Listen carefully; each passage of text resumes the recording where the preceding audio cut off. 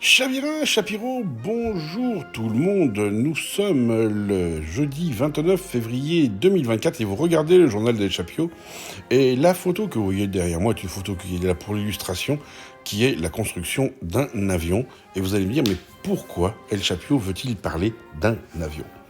Alors en fait, je parle de cet avion, enfin pas de celui-là, dans les d'aviation, parce que le Maroc est sur le point de commencer la construction d'une usine pour pouvoir, d'ici 2030, créer le premier avion 100% marocain.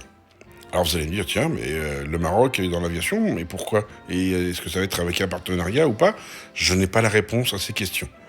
Est-ce qu'une nouvelle marque va naître ? Comment va-t-elle naître, etc. Il y aura forcément des accords, parce que c'est quand même de la très haute technicité. Mais il faut savoir que le Maroc, actuellement, est déjà capable de créer 75% d'un avion. Et oui, mes amis, vous ne le savez probablement pas, mais au Maroc, il y a une industrie de l'aviation qui est énorme. Sur Casablanca, sur Mohamedia, Rabat, Kenitra, un peu partout, on fabrique des pièces pour l'avionique, des pièces de haute technicité, des pièces de haute technologie, également des pièces physiques, entre guillemets. Il y a un savoir-faire également sur tout ce qui est moteur à réaction, etc., etc. Et donc le Maroc peut prétendre se lancer dans la construction d'un avion. Et alors, évidemment, là, il va y avoir des études de fait, d'abord au niveau de la faisabilité, mais ça, je ne m'en doute pas, au niveau de ce que ça va coûter, au niveau des coûts économiques. Et après, il y aura tout ce qui est ingénierie, design de l'avion, etc., etc., etc. Et je trouve ça absolument génial pour le Maroc, puisque de toute façon, quand vous volez dans un avion, que ce soit Boeing ou Airbus, vous avez jusqu'à 75% des pièces qui sont made in Morocco. Oui, oui, même ceux qui volent en Algérie. Oui, oui, oui, oui, oui. Donc, est-ce que le Maroc en est capable ? La réponse est oui. Est-ce que financièrement c'est rentable ? Je pense que vu le développement actuel du trafic aérien, la réponse est oui aussi.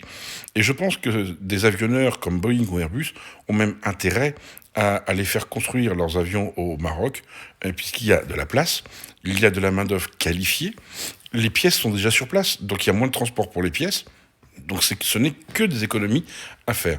Alors, c'est clair que s'il y a une délocalisation vers le Maroc d'une production aéronautique, ça va créer du chômage dans les pays d'origine, on est bien d'accord.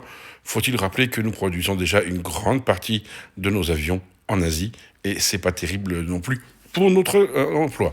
Donc moi je préfère que ça aille au Maroc. Alors, on dit 2030, est-ce que c'est possible ? 2030, c'est dans 6 ans.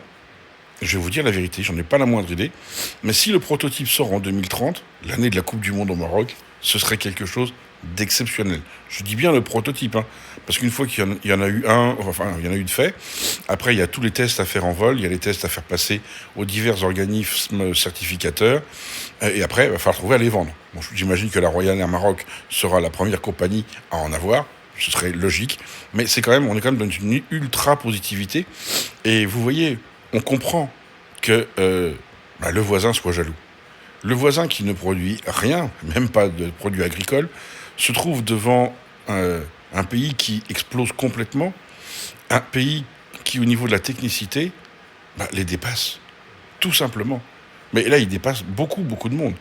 C'est-à-dire que rentrer dans le club fermé des constructeurs d'avions gros porteurs, même petits porteurs, c'est énorme.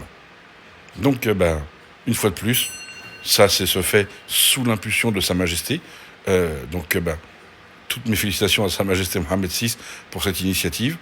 Ça se fait avec la volonté du peuple marocain. Ça se fait avec le savoir du peuple marocain, des ingénieurs marocains, des techniciens marocains. Et ça, il faut le saluer encore et encore.